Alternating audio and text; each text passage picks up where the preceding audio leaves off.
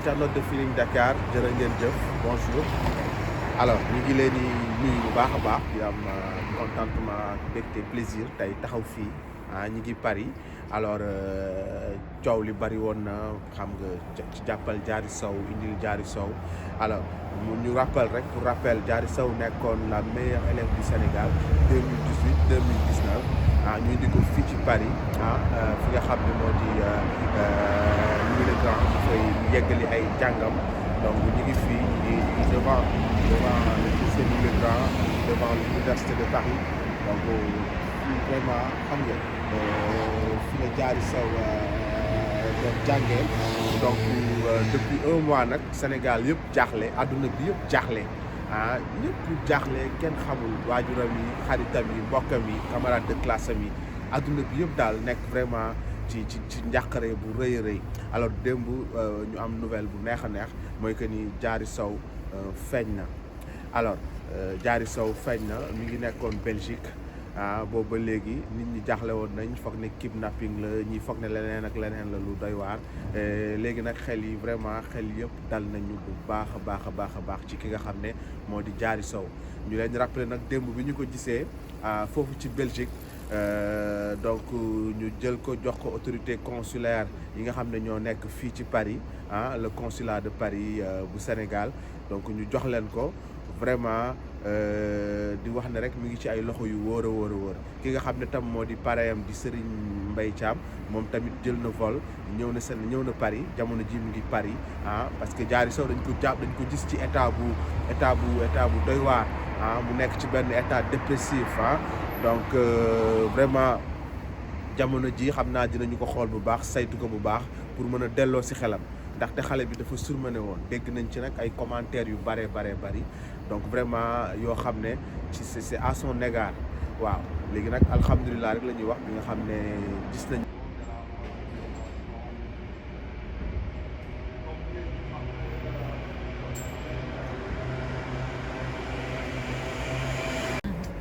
Et bonjour monsieur, donc nous sommes aujourd'hui ici, vous êtes en direct de Feeling Dakar pour la télévision sénégalaise. Donc là nous sommes devant le lycée Louis le Grand. Vous êtes au courant que Diary Sow a été retrouvé? Tout à fait. Ouais. Et qu'est-ce que vous avez entendu parler de l'histoire et tout Ouais. Comme tout le monde en fait sur les réseaux sociaux. Ouais. Comme tout le monde.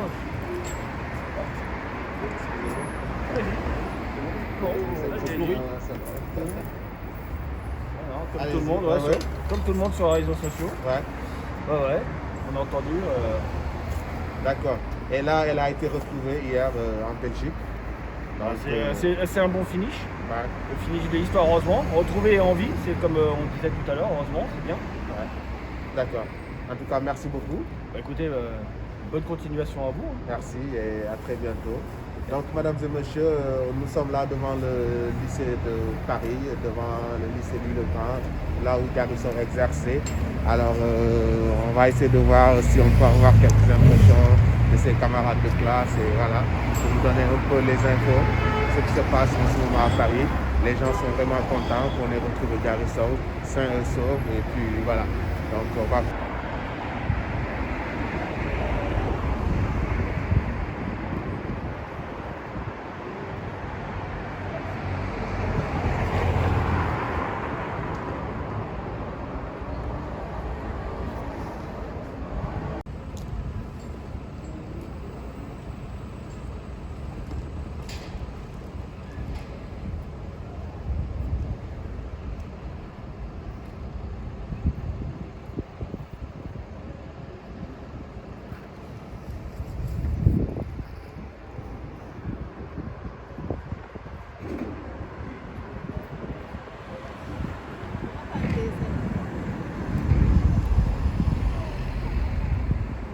Donc voilà, on est toujours devant le lycée Louis le Grand pour terminer le reportage concernant l'affaire Diary Sow.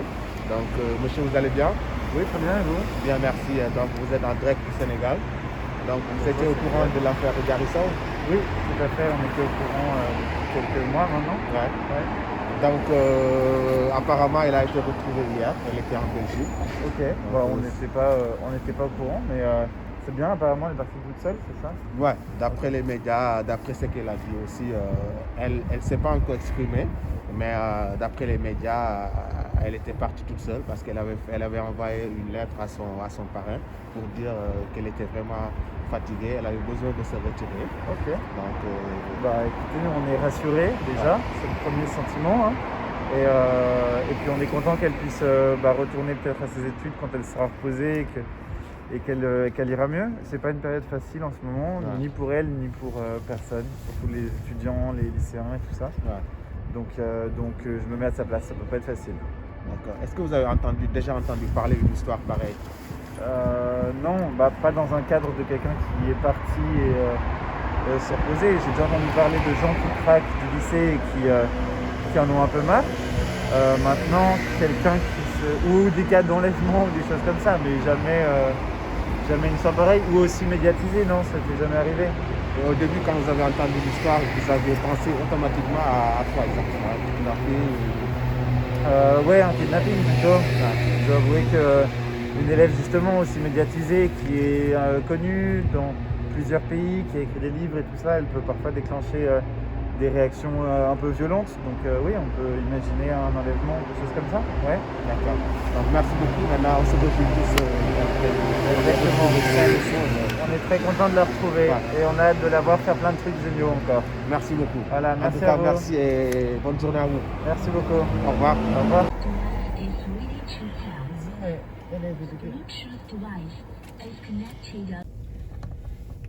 Donc mbokk yi ba léegi gis ngeen ñi ngi def un peu le tour de Paris ñi ngi def le tour de Paris on va essayer d'aller dans d'autres endroits. Donc tout à l'heure on était dans le 5e arrondissement fi nga xam ne foofu le lycée Louis le Grand nekk lycée bi nga xam ne foofu la sunu siste bi Diary Sow nekkoon. Donc on a essayé de parler avec ses camarades de classe. Donc gis nañ ci ñu bari, gis nañu un peu ay professeurs am, ay surveillants am et tout. Donc y en a nag beaucoup ils ont pas voulu. Récemment on les a interdits de développer sur le dossier. moo tax malheureusement ñu bëri jotuñu bëgg wax nañ ñu rek un peu leurs impressions bi nga xam ne Diary a été retrouvé saine et sauve. Donc jox nañu seen impression seen mbégte bi ñu ci am, mais ils ont pas voulu développer parce que dañ leen ko aaye. Donc malheureusement mais wax nañ ñu ko ci suuf, donc ñu yeggee leen ko di wax ne et c'est très bien. Donc ñoom yónnee nañu un message de satisfaction à Diary Sow. Donc di wax Diary bu fekkee bu xoolee vidéo bi mu xam ne ses camarades de classe aujourd'hui ils sont ñoom ñëpp kontaan nañu ci li nga xam ne mooy feeñ bi nga xam ne moom la feeñ et que voilà ñu ngi koy xaar. Donc voilà, xam nañu état bi mu nekk en ce moment que c'est un état dépressif, mais am nañu yaakaar rek ni rapidement dina génn ci moom ba mu delluwaat ak xelam ba mën a ñëwaat yeggali jàngam. Donc encore une fois nous on va essayer d'aller un peu vers ñi ngi côté Châtelet am nga di dem un peu vers Strasbourg Saint-Denis. On va aller un peu vers Château d'Eau, après dinañ yegg un peu vers Château Rouge, et bu ñu yeggee Château Rouge on va essayer d'avoir aussi l'impression des Sénégalais de France, parce que coow li bari na te ñoom aussi ils ont besoin de donner leur avis par rapport à cette histoire cette histoire bi nga xam ne au finish retrouver nañ Diary alhamdulilah, parce que bi histoire bi doog am ñëpp dañu jàppoon ne y avait un kidnapping la wala leneen ak leneen lu gën a doy waar sax, mais tey ñëpp sant nañu yàlla. Donc dinañu yegg Château Rouge, xam naa bu ñu ko joxewul tey aussi dans les jours à venir dinañ leen un peu jox l'impression des Sénégalais. On a voulu vraiment dem vers le truc, vers son lycée, avoir un peu l'impression de ses camarades et tout. Donc gis nañu tam Sénégal bon ñu bëri tam ñu ngi wax, mais di leen ñaan rek ne yenn yi ñuy wax di ko jëmale à l'endroit de Diary mën na ko gën a yokk sax mu gën a am problème ci bopp bi, parce que jamono ji mu toll dafa soxla soutien. Mais bu déggee Sénégalais yi di ko wax lenn di ko xas dafa yabaate dafa def nii, et je pense que mën na ko yokk mu gën a ragal ba tax sax du ñeme affronter la société. Et en ce moment elle a besoin d'intégration, nañu ko dimbale. Moi c'est le message que je lance. Et puis di wax ne tey ku ñëwoon fi mu nekk fi muy jàngee noonu dans le 5e arrondissement di nga xam ne du benn stress sax mën na la sonal te Diary on a su que récemment il a perdu son papa mu nekkoon ku ko jege tey foofu noonu nga nekk tubaab bi dañu yàqamti duñu xam nga taluñu dara xam nga waaxu la donc doo gis sax nit bu ñuul dans le 5e donc c'est un quartier très stressant donc Diary li mu doon dund aussi kenn xamul métti na voilà donc je pense que elle a besoin de soutien en tout cas nañ ko dolli soutien donc voilà et xam naa wax ji dama koy dagg pour mu bañ a gudd donc on a essayé vraiment de vous donner quelques informations quelques impressions tamit ñi nga xam ne ñoo nekk fii tubaab yi xaritam yeeg yooyu merci beaucoup gars yi di leen wax ne on va essayer de vous donner l'actualité à chaud de tout ce qui se passera par rapport à ce dossier de Diary Sow et merci beaucoup et vraiment di leen wax ne rek à très très bientôt kontaan nañu bu baax a baax donc c'était votre frère Bamba Diop Feeling Dakar depuis Paris merci et à très très bientôt.